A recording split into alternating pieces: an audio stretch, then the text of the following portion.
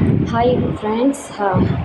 இந்த வாசல் பற்றி தான் நான் சொல்ல போகிறேன். இந்த வாசல் பற்றி நீங்கள் தெரிஞ்சுக்கோங்க. இந்த தகவல் வந்து உங்களுக்கு ரொம்ப யூஸ்ஃபுல்லாக இருக்கும். யூஸ்ஃபுல்லாக இருந்தால் மட்டும் லைக் பண்ணுங்கள், கமெண்ட் பண்ணுங்கள், நம்ம சேனலை மறக்காமல் சப்ஸ்கிரைப் பண்ணிக்கோங்க. இது வந்து என்ன வாசல் பார்த்தீங்கன்னா, சொர்க்க வாசல்.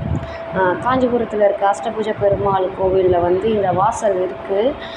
இந்த கதவு வந்து பார்த்திங்கன்னா எப்போவுமே திறக்க மாட்டாங்க. வருஷத்தில் ஒரு நாள் மட்டும்தான் இந்த கதவை வந்து திறப்பாங்க. மற்ற நாளில் மூடியே இருக்கும்.